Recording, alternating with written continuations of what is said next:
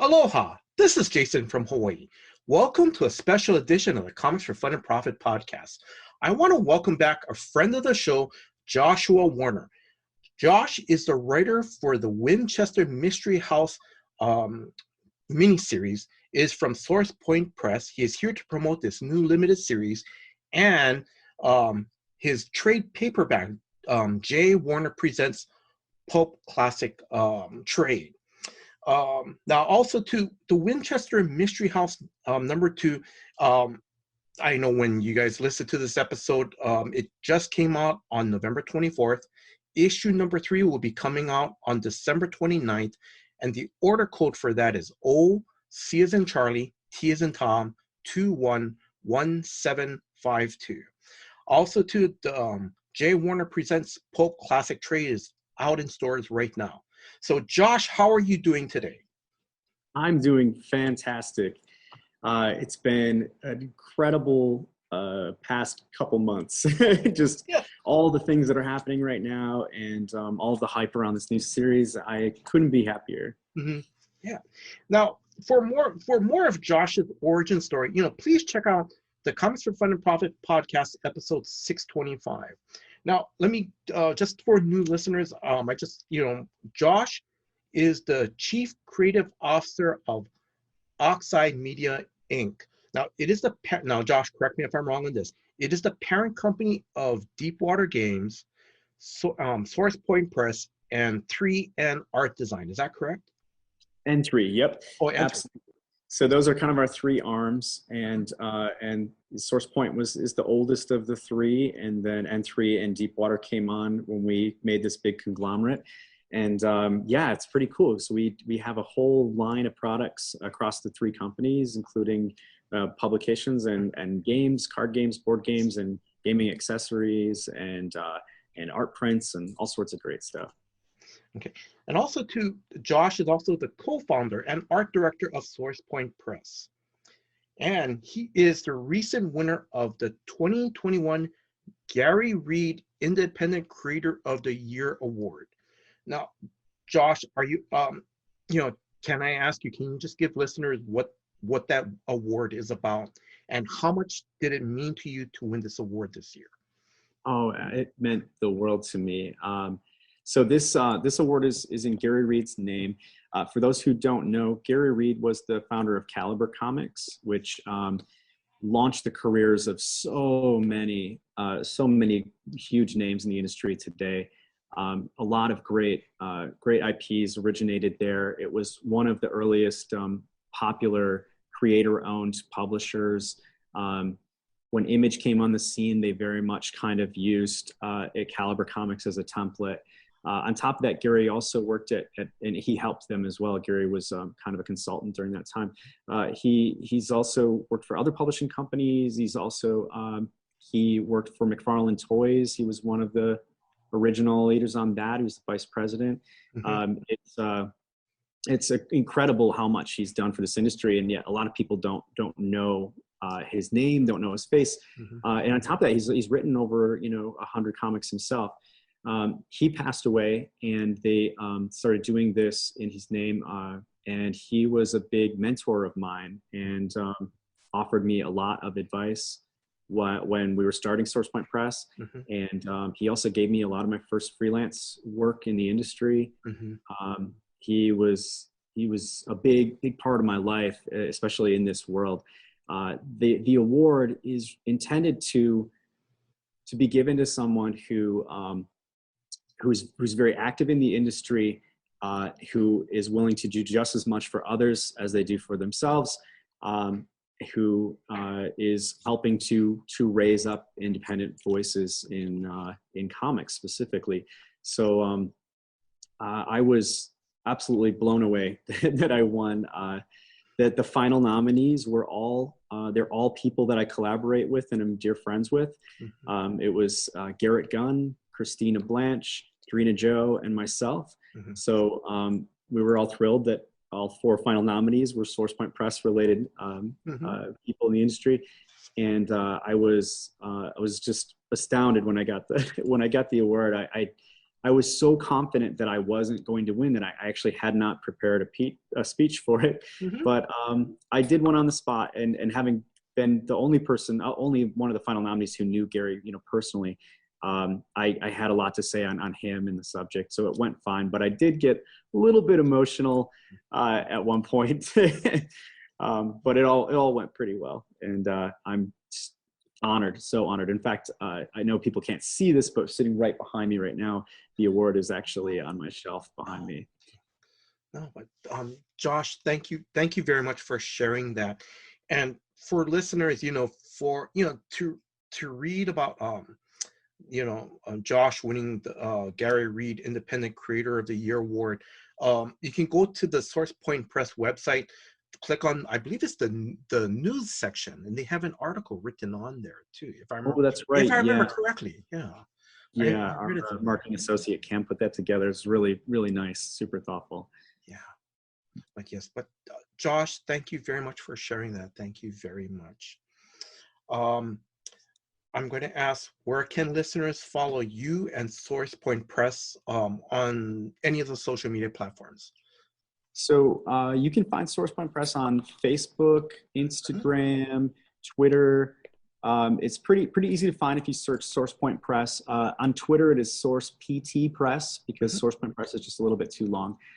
For me personally, Joshua Frantic, all one word. You can find me on Twitter, on Instagram, on TikTok, and if you like just seeing behind the scenes stuff of what's going on here at the office, what's going on at conventions and travel and on the road, and sneak peeks at artwork and all sorts of cool comic and fun stuff, definitely, yeah, shoot me a follow and I'll follow you back. Oh, but thank you very much. And Josh, before I jump into things, I want to thank you. I know you're following me on Twitter. Thank you very much. I love following you on Twitter. You're a great person to follow on Twitter. Thank you. All right, so we're just going to jump right in. So the Winchester Mystery House, correct me if I'm wrong, it's a 6-part miniseries, correct? It is. The first volume is 3 issues, actually, 3 monthly issues. And that kind of, so the way it's broken up is, my ultimate goal is to be able to cover all of Sarah Winchester's life. But to be able to do it in bite size.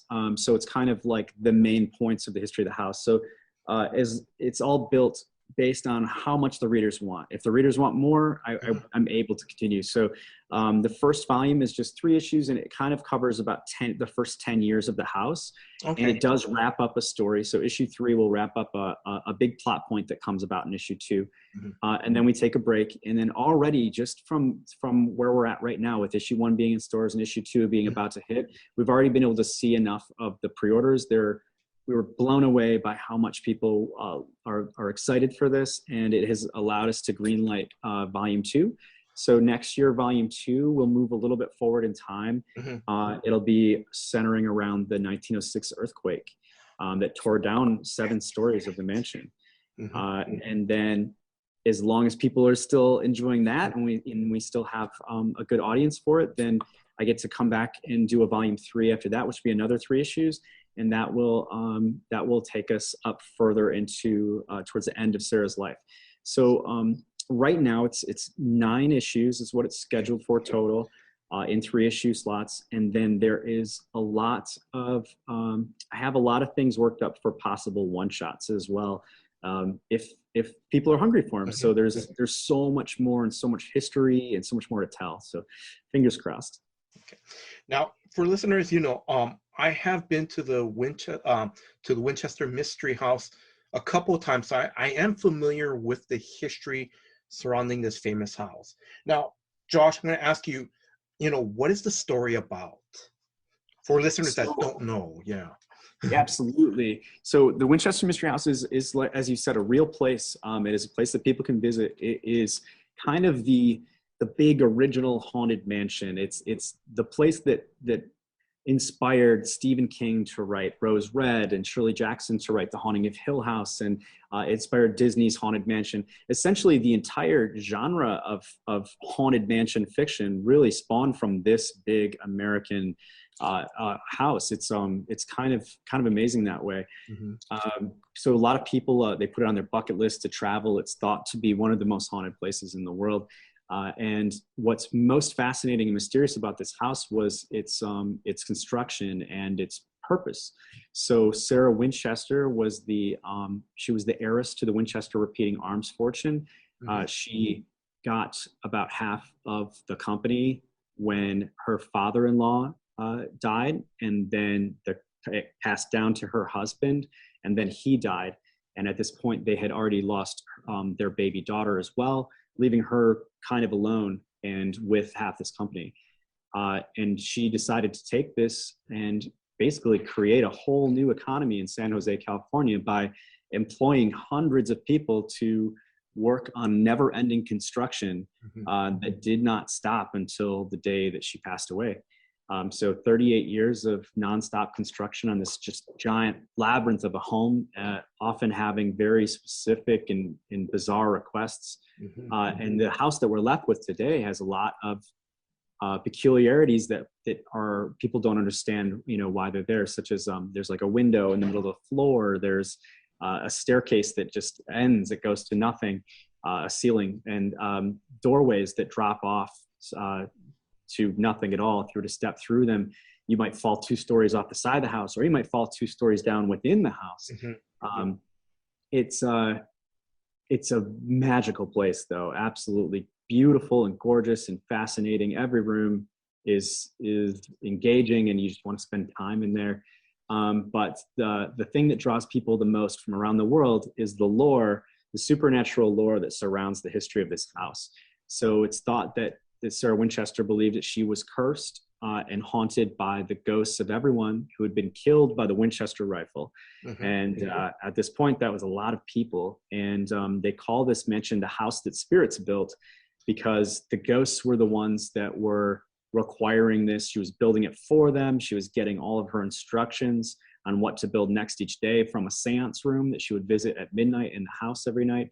And as the stories go, she was essentially housing and confusing all of these spirits that would roam within this big, huge labyrinth of a mansion, because it really only a few people lived in that house. There was the rest of these rooms were empty, and that has been enough to keep people just fascinated by this place to this day, and it remains extremely fascinating to me, especially.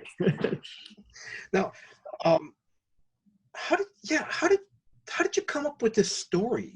What drew you to writing, the Winchester Mystery House series? So I've been fascinated with the house for a really long time. I hadn't visited it. I had read about it, and I had watched documentaries about it. And I found Sarah Winchester to be an absolutely fascinating person. And the more I read about her, the more interested I got in this, because I realized that she was a just amazing, incredible person. She was absolutely brilliant. She spoke several languages. She was always the smartest person in the room.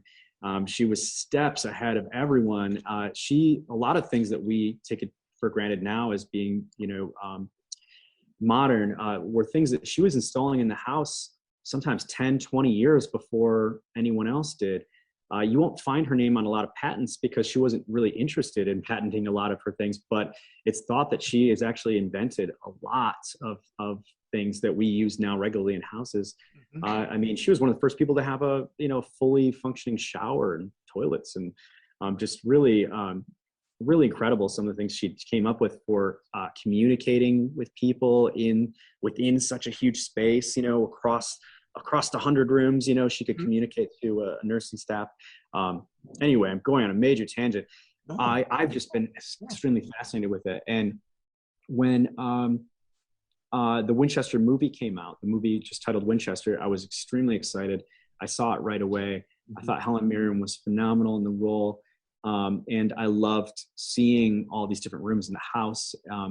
But I always kind of wished that it would have been more of a television series rather than a movie, because we only got to see one sliver, one moment, you know, in this house's long history of its construction. And we didn't get a lot of time with any of the side characters, mainly like the people who were building the house.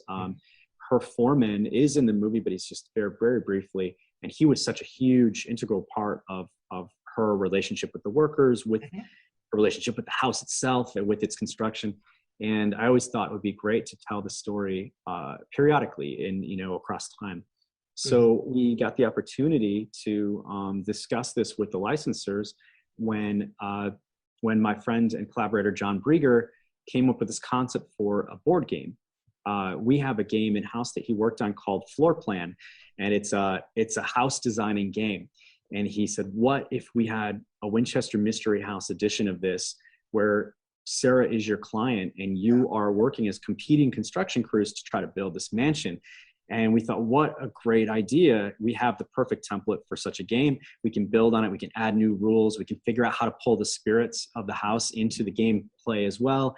And so we did. We set to work on putting together a nice pitch for the licensors, and they were thrilled. They thought this was a great idea. And while we were there, I said, if you are looking for anything further, we do comic books, and I have a pitch written up for what I would do if I was doing just a Mystery House comic. And it turns out we were really just aligned in our thinking.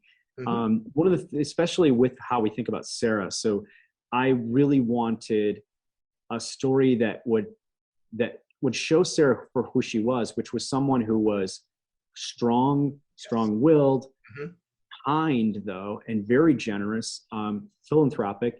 And she also was just incredibly intelligent, but private, reserved, and there kind of pulls in a lot of the, you know, mysterious as a result. So this was, you know, a lot of people, they portray her as being kind of cold and distant because of her mourning and because of her privacy. And other portrayals have shown her as being potentially mentally ill. It was, a lot of people thought that this was all because she was crazy. And I have done enough research to say that no one who knew her well, actually knew her, thought she was crazy for a single second. So I wanted to kind of just erase that idea from this. Although we know that like that would be the gossip among the town or even the gossip among the workers, I wanted to get into Sarah's mind a little bit more. And they loved that approach. We were very much in line with, you know, how we want to pay tribute to her story and her legend, and do it with the utmost respect while also creating this great ghost story. Yes. So yeah, I was thrilled when they said, let's do this. And the first thing I went to do is start assembling a team to work on this, including a writer. When I realized that I wasn't sure I was going to find someone who cared as much about this as I did, and who was as familiar with the house as I did, and who understood my vision for it. So I decided that I should write it myself, that I really was the best person for the job. And I'm so glad that I did. Yes. And then, so your creative team, so can you go over who is on your creative team, your artists? So yes, the first person that I contacted was Dustin Irvin. He is a phenomenal artist. He worked on a comic book for us called The Seance Room. And The Seance Room was a haunted mansion story that took place. It was Victorian architecture. And because of this, I was able to see exactly how he would treat, 1800s rooms. And, the Winchester Mystery House itself has its own seance room. And I was able to really get a feel for it and say, like, he is the perfect person for this. I can't think of anyone better. So I kind of lassoed him in. He's a busy guy, but I managed to get him on the creative team for this. And I'm so glad that I did. We spent a lot of time talking and going over reference and making sure things would be historically accurate. Meanwhile, one of my favorite artists in the world, Ryan Quackenbush, I contacted him to see if he would be interested in doing our B covers. So every cover has a second cover, and that you can collect, that's done by Ryan Quackenbush. And he came up with just these beautiful concepts with very like small loose prompts that I gave him. He did a phenomenal job. Unfortunately, Dustin had to leave the book after issue 2. So Damian Torres is stepping in on all artwork, all pencils and inks going forward, and Jota Cabral is taking over on colors. And then for letters for the entire series is Justin Birch, who's one of my personal favorite letterers and favorite people to work with. So it's just an all-star team. I'm so proud of everyone. I'm sad to lose Dustin, but so very excited to have Damian on board. He is a perfect replacement. He brings a style of his own to the book. I can't wait for everybody to see his work on issue 3. It's just beautiful. But he also he really captured the characters that Dustin had helped to kind of create. So all of we spent a lot of time discussing, body language and how people would each character would physically react in every scenario. And he caught it. He jumped right onto it, and he's bringing kind of his own magic to the series. I'm just so happy. No, for listeners, if you guys get a chance, if your local comic shop still has issue number 1, I encourage you to pick up, issue number 1. I've read it. I love it. It's really great. Me and Josh talked a little bit before the interview. We talked about the slow burn. Like I said, the story really pulls you in. It really does. And, Josh, I'm going to mention, I don't have this in my notes, but, when you talk about Sarah Winchester, because I'm going to say I'm one of those, I didn't know too much about her. All I knew was about the house. And I kept going, yeah, it sounds like there was something going on. But now you're telling me that, no, she's more than just someone, she's more than this. She's very intelligent. She speaks several languages. She's, and it was like, oh, okay. And just by reading the first issue, you do treat her with this respect, because there's something about how the artwork about her and how she, and how she's presented is, you have a respect for her, which is really nice. Thank you so much. I'm so glad that shows through. Because she's someone who knew exactly what she wanted, and someone who kind of kept her cards to herself, and she didn't reveal all of her motivations for some of her requests. It was important for me to give readers a moment to kind of see how those conversations might go down. So, for example, her and her foreman have a private discussion about building the seance room, and she has peculiar requests. You don't get to see right away what those requests are, but you will later in the issue. And he immediately he starts questioning it. His work as a construction worker kicks in. He's like, you sure this is what you want? Yeah. And he makes it known, this is exactly what I want. And he realizes, okay, it's not my place to question. She has her reasons.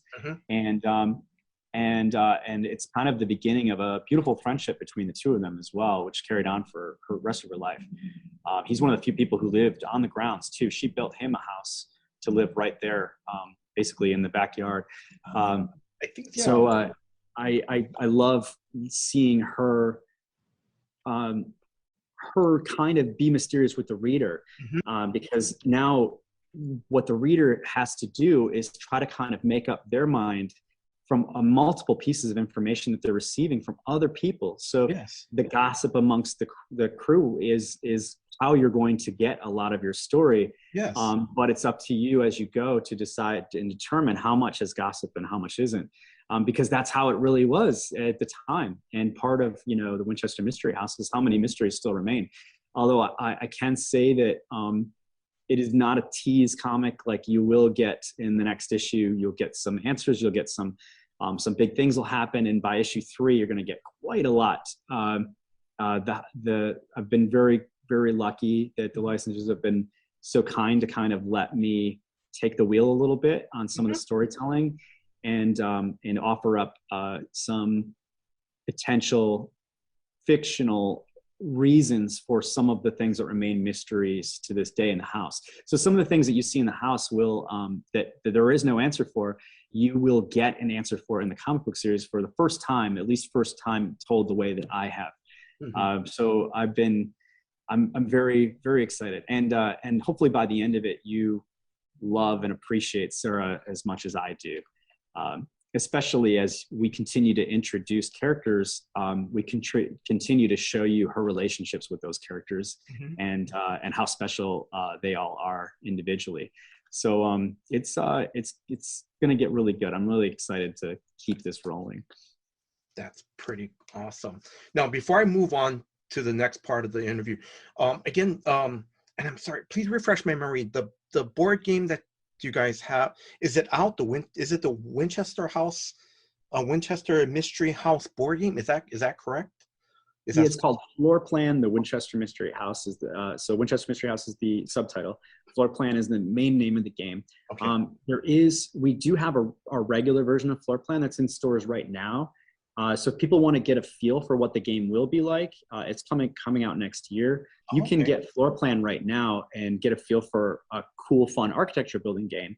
But one of the things that the Winchester Mystery House edition will do is it expands it, and it offers up new rules. It offers up the opportunity to have the spirits help you and give you advantages to help you, to guide you in the building of the mansion, which is totally new. And the big thing that a lot of Floor Plan fans are excited about is that we're adding the opportunity to build a second floor. So right now, the floor plans have always been single-story homes, except now you actually have an entire additional layer of house that you can build. And it adds some kind of cool opportunities for scoring and additional complexity to the gameplay. And in my personal opinion, I think the Winchester Mystery House edition is even better. I enjoy it so much more than the regular floor plan. I'm having so much fun playing it. So I can't wait for everybody to check that out. We don't have an official release date yet, but we're shooting for spring of next year. So yeah, definitely I hope everybody keeps their eyes peeled. That's pretty awesome. Okay, so now Josh, now correct me if I'm wrong, it was back in August, right? That you went to the Winchester Mystery House. Is that correct? I think it was September. Might have been early around there. Yeah, early September, late August, something like that. Oh, okay. So, and then I know you kind of sort of briefly described to listeners what the house is. Again, it's in San Jose. Um, I don't know. Do you want to add anything else about how the house is like? Did you guys? Well, let me ask. Did you guys go beyond the regular tour of the house? Did you guys go into other rooms? Because I had so many guests, we held a private media event where we had a bunch of media guests.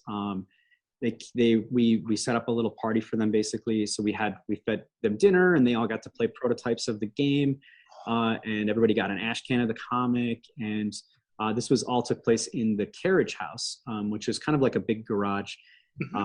And then afterwards, we went through the mansion on a tour in the dark with flashlights, which was so much fun.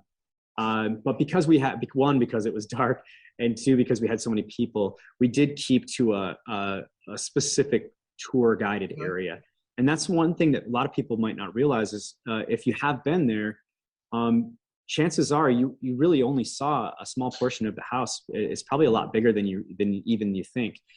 For example, there are 40 staircases in this house, and you can probably count the number of staircases you went on up and down, maybe on one hand, maybe 4 or 5 on a typical tour. So just to try to put that in people's minds, you start to realize, oh wow, there's so much more to the house than what even the tour shows. And a lot of that is because because of the bizarre layout of the house. A lot of times it's hard to keep traffic flowing. So you might have to go all the way to some place just to turn around and come back, things like that. You have to double up over other guests. And of course, through COVID precautions, they've been trying to keep it as streamlined as possible.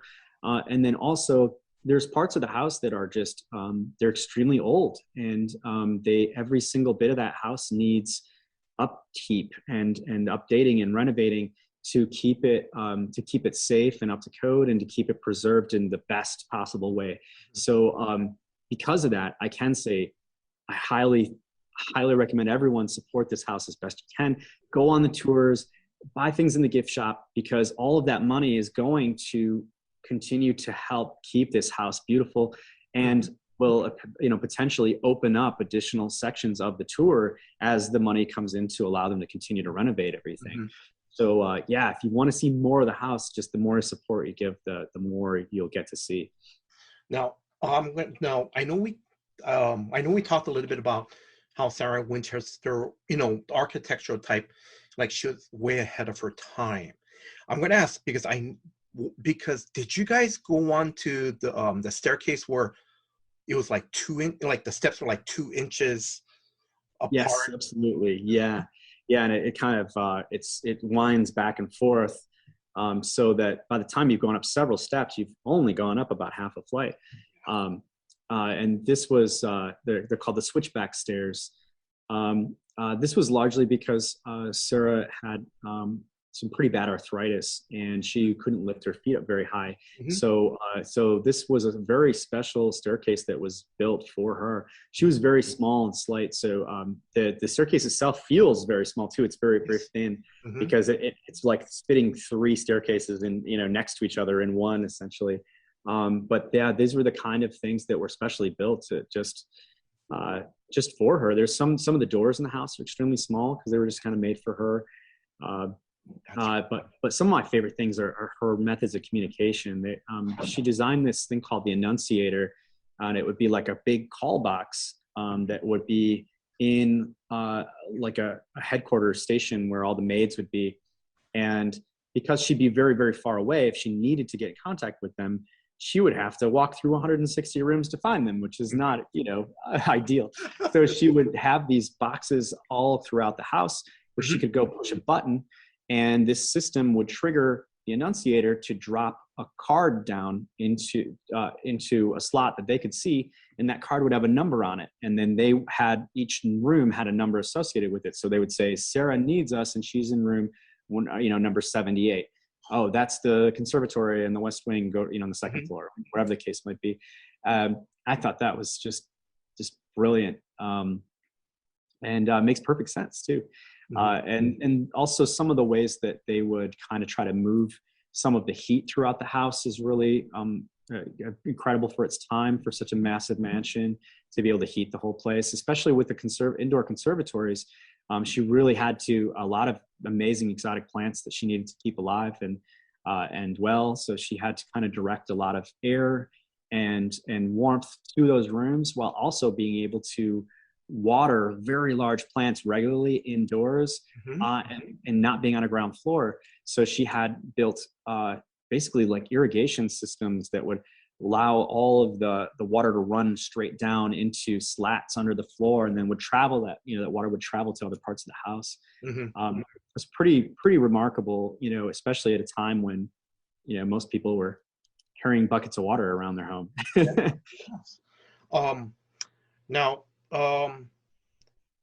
let's see, when you were there visiting, you were allowed to do something a few people have ever done. Can you tell the listeners what was it that you did? You had it on Yes, your Twitter feed. I was so honored. So I was there on Friday the 13th, and that is a really special day for the Winchester Mystery House. Sarah had an obsession with the number 13. She believed that it held a lot of power, and so the number 13 appears throughout the mansion several times in a lot of different ways. And when she passed away, her famous bell tower that would be rung at midnight every night to let the workers know that she wasn't to be bothered, that she was going to seance room.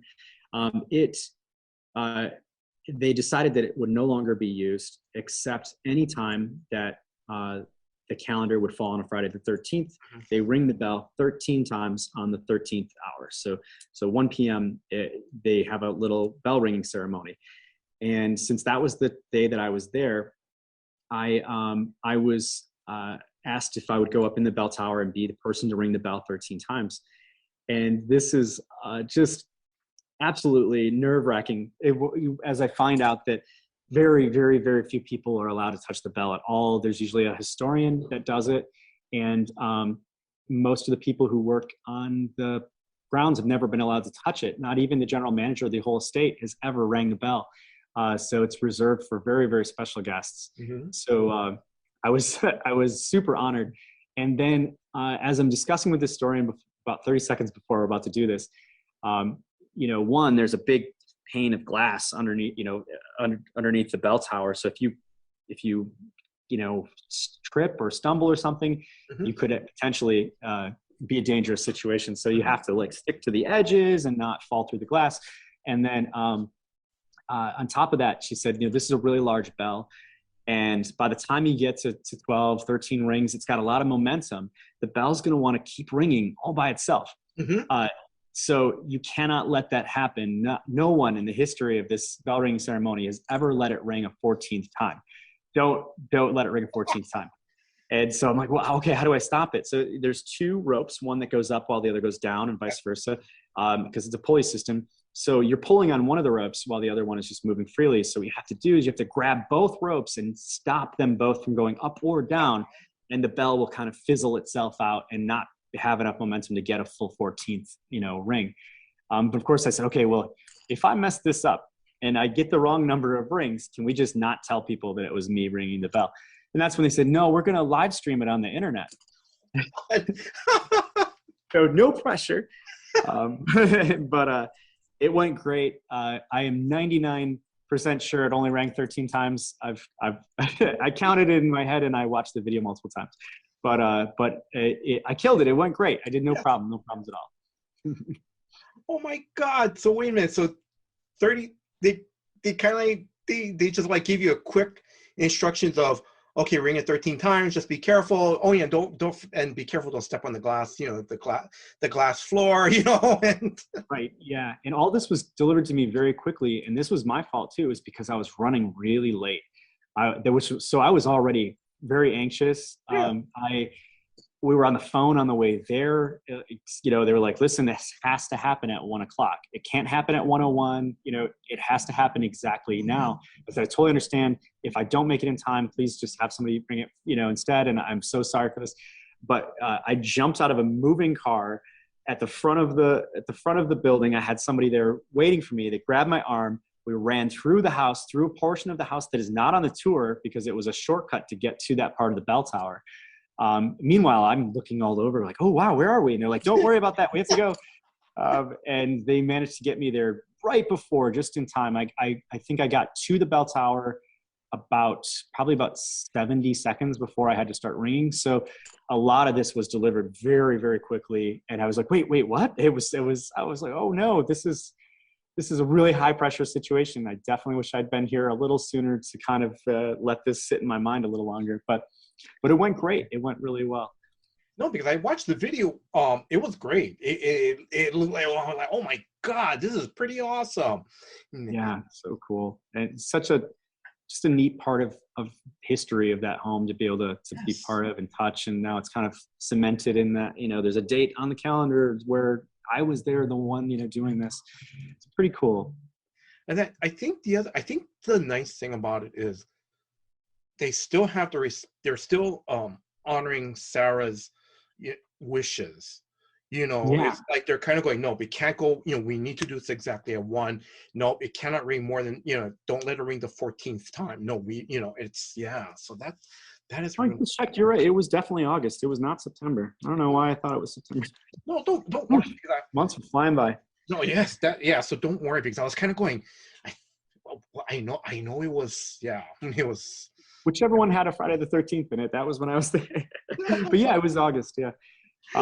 Absolutely. Just awesome experience. I'm so lucky to have been there on that day and for them to let me do that. It was something else. Let's see.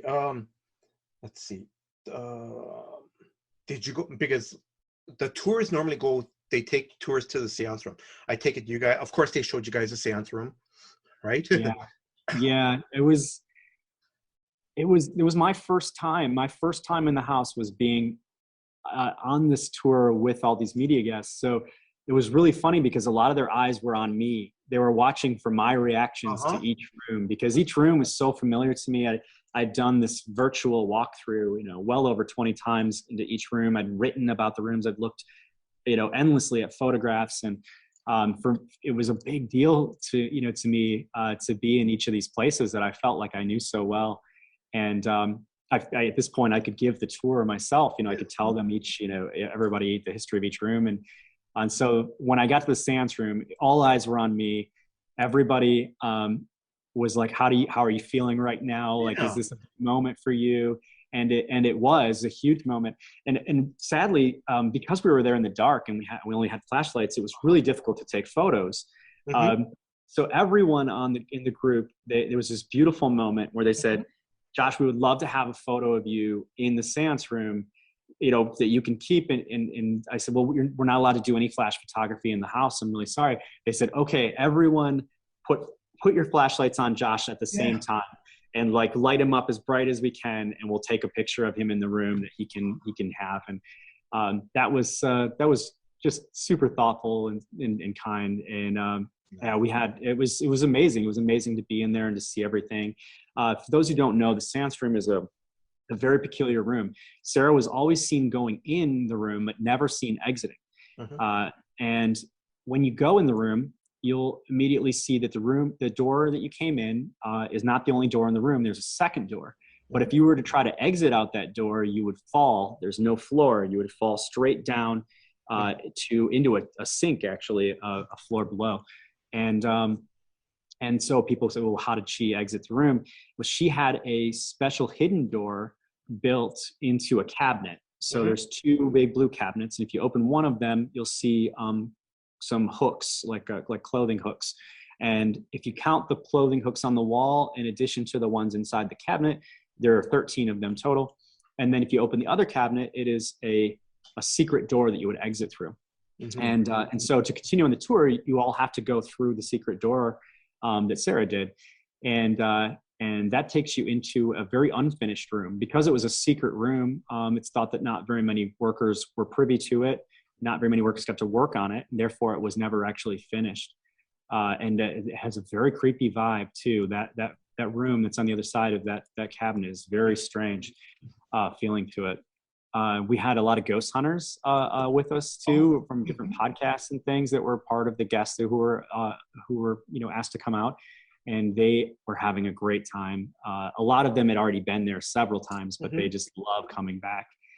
So it was really, really cool experience, and I'm glad that while I kind of wish that I had access to more of the house and was alone and had daylight and all that stuff. It was a really cool doing it in the dark and doing it with friends and doing it with all these wonderful people in the industry. Pretty cool.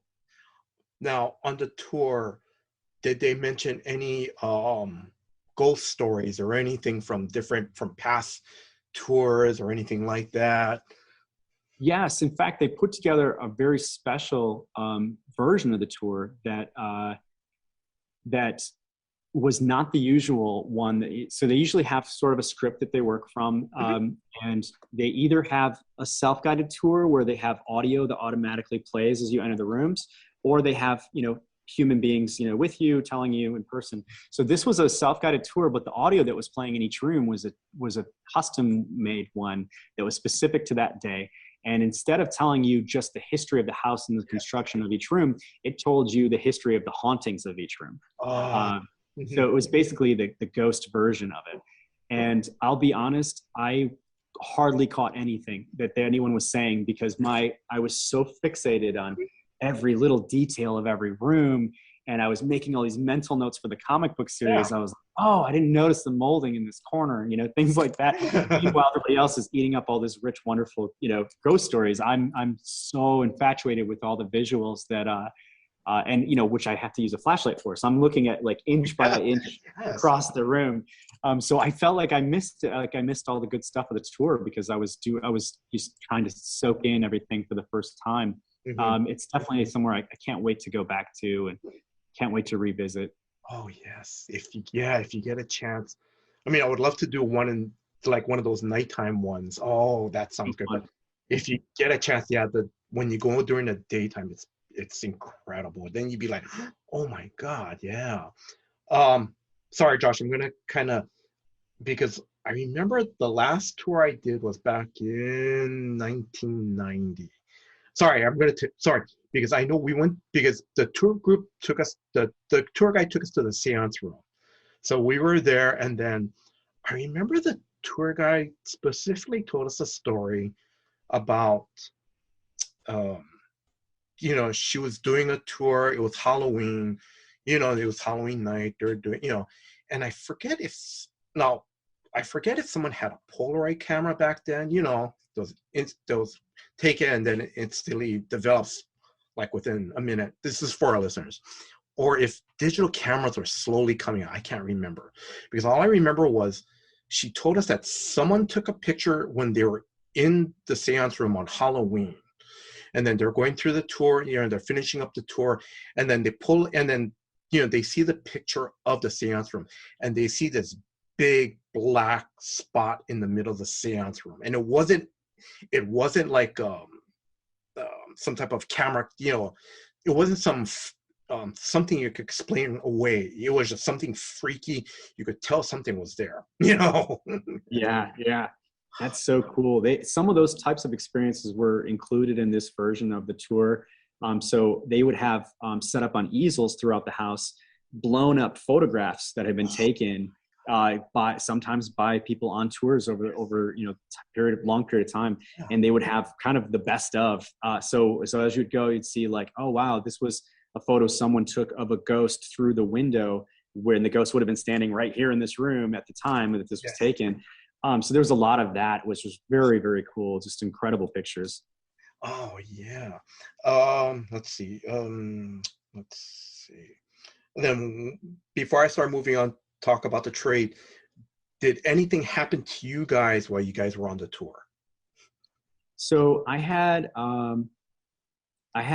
it was very interesting. So nothing paranormal happened to me on the tour, but I definitely had a lot of different feelings about different rooms. Yes. And they were kind of validated by, I was keeping them to myself, but they were kind of validated by one of the ghost hunting podcasts. They had somebody who was extremely sensitive to the paranormal, you know, close to what we consider a medium with them. And she was audibly saying out loud how she was feeling, because they were recording it as they would walk. And it was very much matching, you know, what I was thinking in my head of each time. I was like, oh, wow, this is interesting that other people are feeling a certain way about this room as well. And it would be, so for me personally, because I'm so interested and so fascinated in every detail of each room, I want to be there. I want to spend as much time in each one as I can. But there would be a couple rooms that would almost feel like they're just squeezing you out, like you just don't want to be in there any longer, and you're not sure why, that you feel almost claustrophobic, and yet you know that it's not due to the size of the room or the amount of space, because you were in a, you know, smaller room earlier that was fine, and this one has, you know, plenty of space. But there were certain rooms like that just felt almost aggressive, and like they didn't want you in there, and you just instinctively wanted to continue to the next part of the tour as quickly as you could, which worked against my, you know, desire to be in every room as long as I could. So I made sure to kind of note it every time that I felt like I needed to keep moving, because I'm like, why do I feel this way? You know, and tried to kind of put it into words in my head. And then shortly behind me, I'd hear them come into the room and have the same exact experience. And I thought that was really, really interesting. I also had a lot of the employees pull me aside and say, some of them recognized me from my San Diego Comic-Con video. And even with my mask on, they said, "Are you the writer for the comic book series?" I was like, "Yeah, we're doing an event today, blah, blah, blah." They're like, "Oh man, I'm so glad that I spotted you and that I recognized you. I have stories to tell you about working here." And I'm like, "Oh great, I want to hear everything." And so yeah, it was really fun hearing workers tell me that, like, I've only worked here for 2 months, but I've had stuff happen almost every week. Like, here's what happened to me right over here in this room. And I just thought that was amazing. Yeah, it's pretty wild. It's really incredible. So listeners, you know, if you guys have, I'm sure most of the listeners have heard about the Winchester Mystery House. If you have not gone to this tourist attraction in San Jose, you know, I strongly recommend it. It's incredible. And it's not just for the paranormal experience, but it's just the beautiful design of the home too, as well. Absolutely. And the uniqueness of it too. Yeah. Okay. So Josh, I'm sorry. So we're going to continue on. So now you had a trade that came out, I want to say probably in September. So it was called J. Werner Presents Classic Pulp Trade. May I ask, can you tell our listeners, what is the trade about?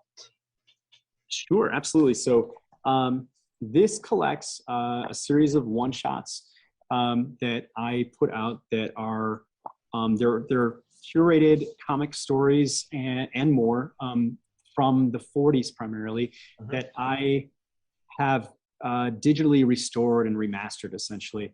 Most of these are stories that are lost to time. They're almost impossible to read these days. You can't to get your hands on one of the original copies is extremely difficult. Either they're CGC graded and very expensive, or two, the remaining copies today are heavily damaged.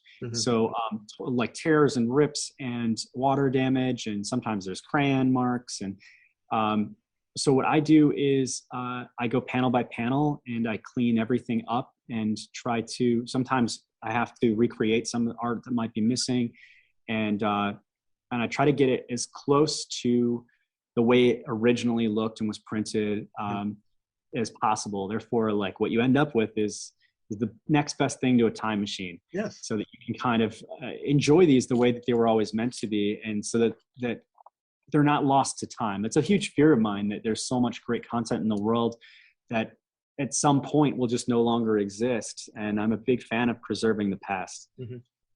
And the thing is, now, how do you get these stories or the comics? Like, does someone give them to you, or do you come across them, at conventions, or? Both.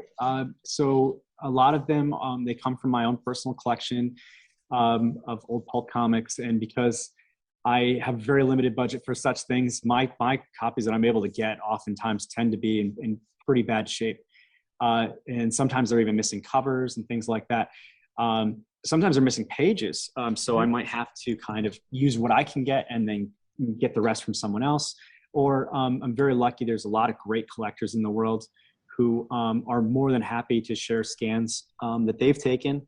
Oh, okay. And then I work from those. And it's sometimes I even have people mail me things and let me borrow them for a brief time, as long as I promise to take good care of them and get them back.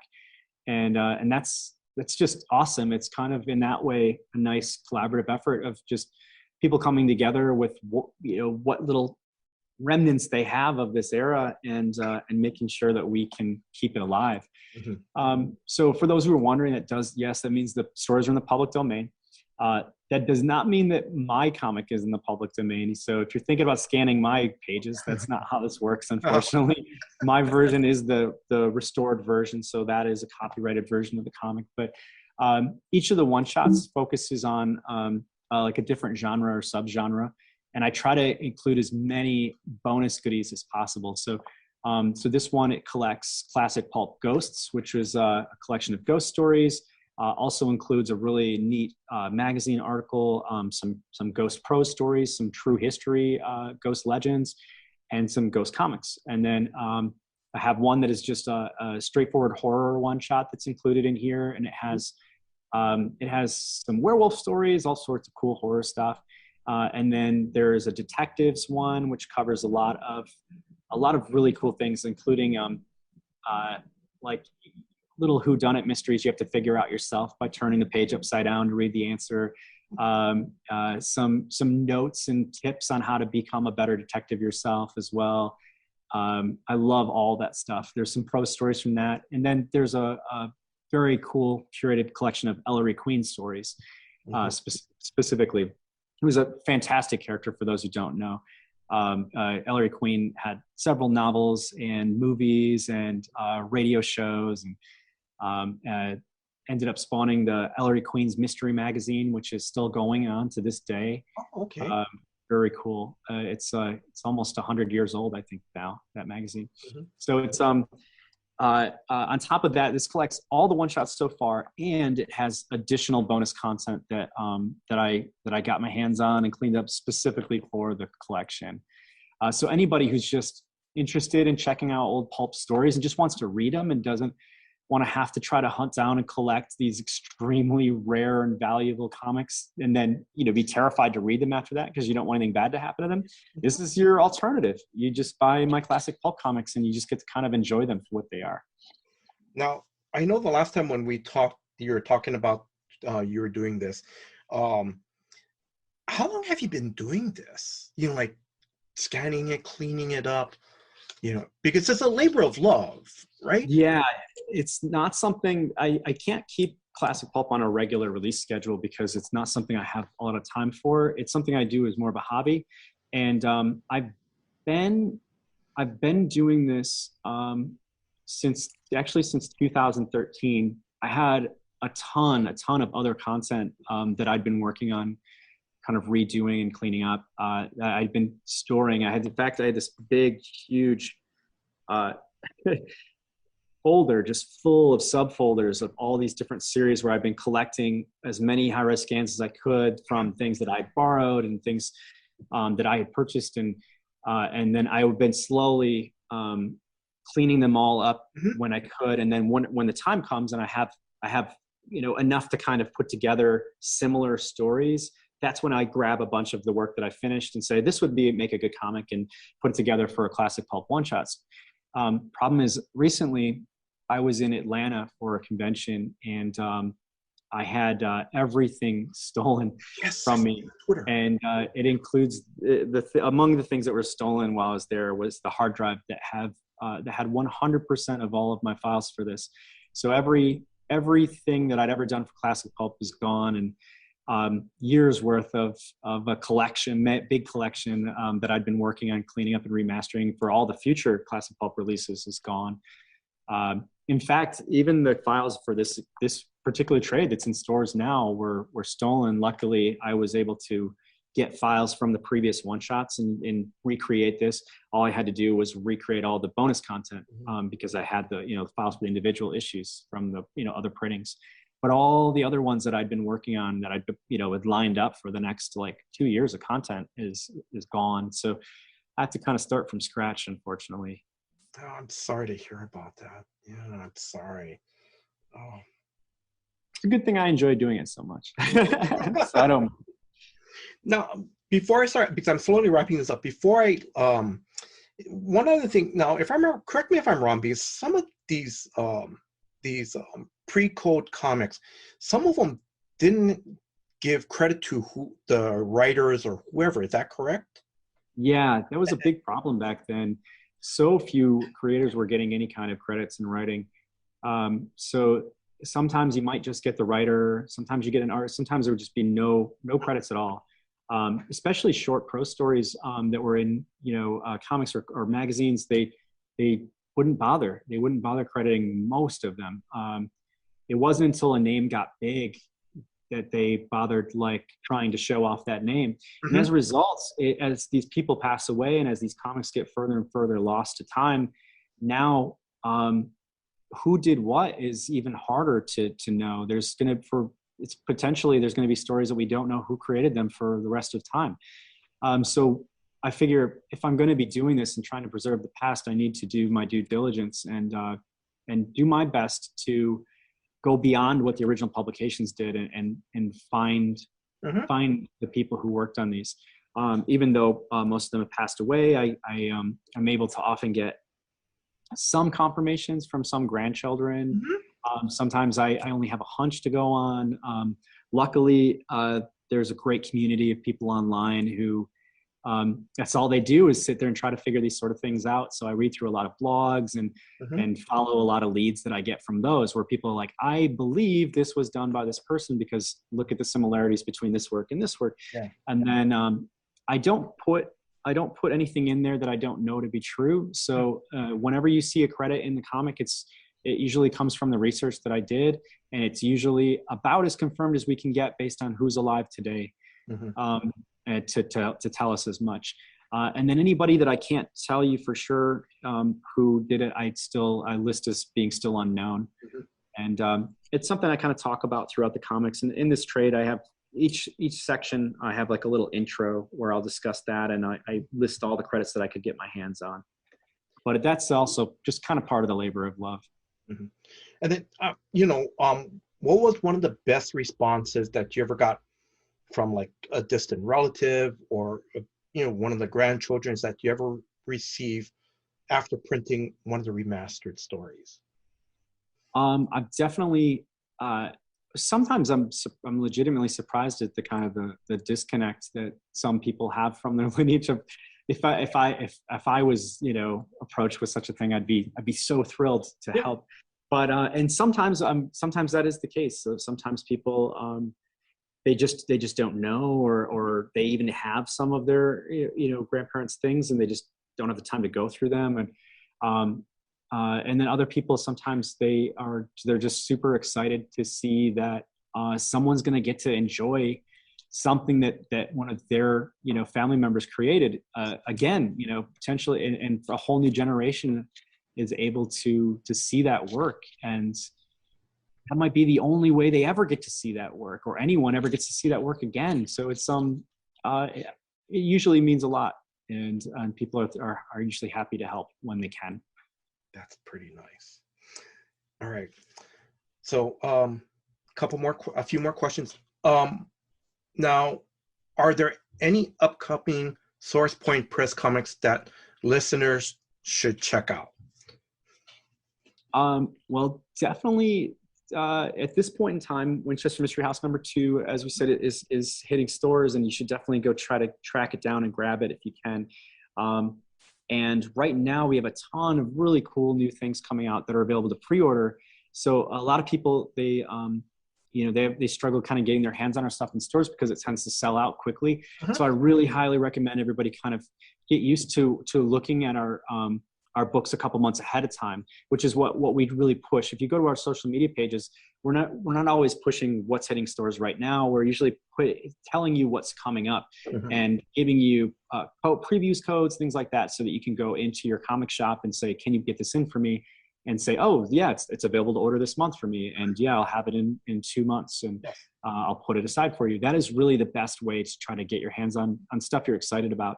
For those who are into horror, we have a new comic book series that's up to pre-order right now. It's called Cover of Darkness. It's by a writer named George McHale, and I'm really, really excited for this series. I think it's going to be huge. For fans of Monstrous, our comic book series Monstrous, I think you'll definitely love it. Anybody who loves old school monsters will enjoy it. But also, it's just a really good story of people, of humanity, fighting to try to find one another, and for people going on these big, dangerous quests to track down their family and be together. And along the way, you get, you know, Frankenstein's monster, and you get this, you know, the Gillman creature, and you get werewolves and all of the classic monsters. It's going to be such a great series. I'm so excited for it. So that's the one I'm kind of really, and so that everyone knows there's no bias here. Like yes, I'm publishing it, but I didn't write it. I didn't illustrate it. I had nothing to do with it. I'm just really proud of it. I'm really excited for that creative team to get some bigger distribution on these just awesome books. So that's the one I'm kind of most excited for right now. Okay. And also we have, if anybody who's into Kickstarters right now, we have a brand spanking new Kickstarter for a really cool comic called Postmasters. It's kind of, it's a Mad Max style future where it's a post-apocalyptic wasteland, and some of the most feared warriors are the postmasters, the postmen and women who are still delivering the mail, no matter what it takes. So they're fighting their way through this you know, dangerous, treacherous wasteland with their swords and weapons to ensure that the mail is still on time. And that is one of the last remaining posts of the, you know, shambles that the government has become. And it's such a really cool concept. It's written by Garrett Gunn, and I highly recommend people check it out on Kickstarter right now. Oh, okay. All right. Now, Josh, I have to say I must apologize. The last time you were on the show, I did not give listeners a list of your past works as a writer or artist. Are there any of your previous works that you're proud of that you want listeners to check out, or anything that stands out, I should say? Sure. I mean, I've done a lot of weird little things. Like if you really dig, you're going to find that I did a ton of stuff that's just, a lot of it's kind of old and out of print. I came into this industry as a creator, and then I kind of at one point decided to dedicate myself to helping other people's projects along. So I became an editor and a project manager and an art director, and I wanted to really give that my all. And one of the things that I don't want Source Point to be as a vanity press. I don't want it to be just like my outlet for all my own work. Mm-hmm. So if you dig around, you'll find Caliber Comics is still publishing some of my work. If you look at H.P. Lovecraft's early stories collection, you'll see I did illustrations for some Lovecraft work there. If you like Sherlock Holmes, there's a Sherlock Holmes book that Caliber publishes still to this day that has cover art by me and illustrations by me. If you're into historical fiction like Winchester Mystery House, then I highly recommend my book Rampant. It's a novella that I wrote. Mm-hmm. It's very much in the vein of both horror and history. It's kind of really combining my two loves, and I'm very, very proud of that book. We actually just took it out of print though, so anybody who wants to try to get their hands on a copy, if you can find it right now on, say, Amazon or eBay, Mm-hmm. I definitely recommend you grab it because it's going to get really hard to get that edition. Mm-hmm. I'm going to be doing a new edition of it, but probably not for about a year, and that's going to be I'm adding some chapters to it. We're gonna like re-release it through Simon & Schuster, so it'll be in bookstores and it'll be bigger and cooler than ever before. There's also a collection of my horror stories called Adoration for the Dead. If you're just really into horror, I highly recommend that because I tackle each kind of subgenre of horror. So you'll see some ghost stuff. You'll see some demonic stuff. You'll see some serial killer stuff. A little bit of everything. Other than that, you'll find I do a lot of cover art. So my covers kind of get collectible. You can track down some of the different comic books I've done covers for. Otherwise, if you're looking for comics, most of my comics that I've done are actually out of print now. And I kind of like it that way. It's interesting. Whenever somebody brings one to me at a convention to sign, say like Zombie Rush Riot or Jack of Spades or something like that, I'm always blown away by it. I'm like, oh, how did you get your hands on this? And there's always a story. And it was either like, oh, I met you years ago, or I went to this comic shop, or I found this in someone else's collection, or whatever the case. But I'm still creating. I step in, I jump in, I do letters sometimes, or I'll take on editor for like an amazing project like Damnation of Charlie Wormwood. Sometimes I just do colors, like say our Holston graphic novels. You'll see that I do colors for those. I'm everywhere, but I definitely can't take credit for most of these things. I'm very lucky to be working with so many creative people that are just far better than me. That's the dream right there, to surround yourself with the best in the industry. Any last words to our listeners? Only that I cannot thank you enough for listening to this, for sticking around and listening to me go on, and thank you all so much for your interest and your support. I've done a lot of traveling recently, and in fact, just this past weekend, I was just flooded with some warmth and generosity and just kind words from all these people who picked up the Winchester Mystery House, and I was blown away. And I can't thank you all enough for allowing me to do this. So, Josh, I want to wish you all the success with the Winchester Mystery House series, And also, Josh, thank you very much. Mahalo. Thank you in Hawaiian. Thank you for your time and giving me the opportunity to interview you again. Thank you very much for coming back on the show. And I also want to thank you for, you've helped set up interviews earlier this year with other writers from Source Point Press, like Josh Stafford and Howard Wong. They wrote Damn Cursed Children. Ryland Grant, who's the writer of Suicide Jockeys, and also too, you've helped set up our upcoming interview with writers Garrett Gunn and Christina Blanche for, correct me if I'm wrong, Good Boy, correct? Yes, yep. So I'll be interviewing them within the next week. So, Josh, thank you very much. Thank you. That's what I'm here for. So happy to. Thank you very much. So now, if you are a new listener or a longtime reader, please check out Josh's the Winchester Mystery House. See if you can still get number 1 from your issue number 1 from your local comic shop. Issue number 2 should be already out in stores. Excuse me. Issue 3 will be coming out on December 29th. The order code is OCT 211752. And also, too, check out J. Werner Presents Pulp Classic trades that's out in stores right now. And I want to thank Drew the Coles for Comics for Fun and Profit. Drew, thank you very much for all your hard work in putting this episode together, and also doing all the behind the scenes work. Thank you very much. And if you are a new listener, please check out new episodes of the Comics for Fun and Profit podcast that comes out every Saturday. And I want to thank you, the listeners. Thank you very much for your time. Thank you for listening to this episode. Until next time, guys. Aloha. Aloha.